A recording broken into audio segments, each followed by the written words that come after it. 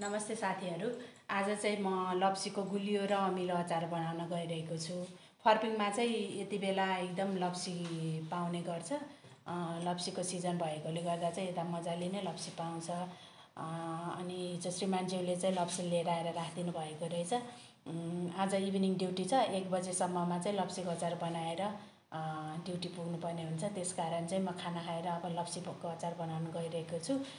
बिहानै मैले चाहिँ लप्सी उसिनेर राखेको उसिनेको लप्सीको चाहिँ सबै बोक्रा निकालेर मैले अब यसरी राखेको छु। अनि बोक्रालाई चाहिँ मैले सुकाएर बोक्रालाई चाहिँ यसरी सुकाएर राखेर पछि सुकिसकेपछि चाहिँ धेरै भएपछि चाहिँ मैले अब लगेर पेल्न लगाएर धुलो बनाएर राख्छु र त्यो अचारमा अफ सिजनमा पनि त्यो लप्सीको अमिलो हाल्न मिल्छ। अचार बनाउनको लागि चाहिँ चाहिने सामग्रीहरू मैले तयार पारिसकेको छु। अचारमा राख्ने मसलाहरू चाहिँ मैले अलि धेरै नै पहिलादेखि नै पेलेर बट्टामा हालेर राखेको थिएँ। अनि बनाउन सजिलो हुन्छ भनेर मैले ज्वानो, जिरा, मेथी चाहिँ भुटेर यसरी पेलेर बट्टामा हालेर राखेको छु। यो चाहिँ सुकेको खुर्सानी, यसलाई पनि भुटेर ग्राइन्डरमा पेलेर राखेको छु। अनि यो देसी सुप, अनि यसले चाहिँ मुख कस्तो मिठो बनाउँछ, टेस्टी बनाउँछ। त्यही भएर चाहिँ मैले यो देसी सुप पनि भुटेर पेलेर राखेको छु। अनि त्यसपछि यसमा चाहिँ टिमुरको धुलो छ, टिमुर मैले पेलेर धुलो बनाएर राखेको छु। अनि त्यसमा हिङ चाहियो। अनि मलाई चाहिँ चिनी, गुलियो बनाउनको लागि चिनी चाहियो। अनि तोरीको तेल चाहिन्छ। अनि नुन मसलाहरू पनि रेडी छ। अब यो लप्सीमा चाहिँ मैले अब नुन मसला सबै हाल्छु। अनि मोलेपछि चाहिँ अनि पछि कराईमा तेल तताएर चाहिँ अनि पकाएर बनाउँछु।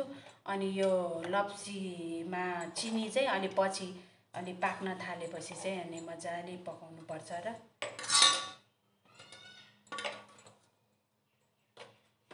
खुर्सानीको धुलो कतिको पिरो खाने हो त्यो अनुसार हुन्छ। अनि यसमा अलिक पिरो अनि नुनिलो पार्यो भने चाहिँ मिठो हुन्छ। अनि मैले यो खुर्सानीको धुलो पेलेर राखेको यो पनि हाल्दैछु।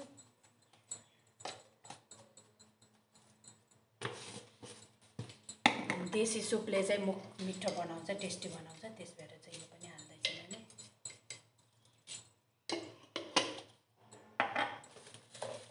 अनि यो चाहिँ जिरा, ज्वानो, मेथी भुटेर पहिल्यै मैले पेलेर राखेको थियो, त्यसको धुलो पनि हालिरहेको छु।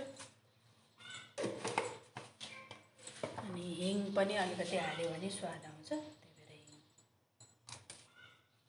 हिङ हालेको छु। अब यो चाहिँ टिमुरको धुलो, मैले यो टिमुरको धुलो पनि पहिल्यै पेलेर राखेको थिएँ। अब यसलाई पनि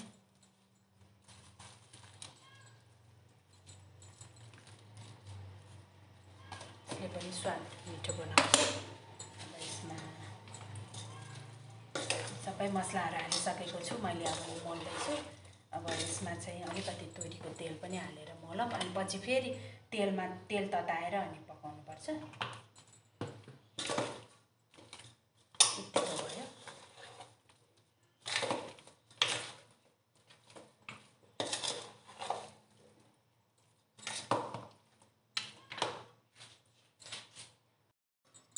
मसलाहरू हालिसकेर मोलेपछि यतिको हुन्छ। अब यसलाई चाहिँ अब तेल तताएर अनि तेलमा पकाउने। अनि त्यसपछि अनि अलिअलि पाकिसकेपछि चाहिँ त्यसमा चिनी हालेर फेरि तेल बसालेको छु। अब तेल तात्न लाग्यो। यो तातिसकेपछि चाहिँ अलिकति मेथी फुराउने र अब त्यसमा चाहिँ अनि यो मोलेर राखेको लप्सीहरू हालेर पकाउने। एकछिन पकाइसकेपछि चाहिँ चिनी हाल्ने।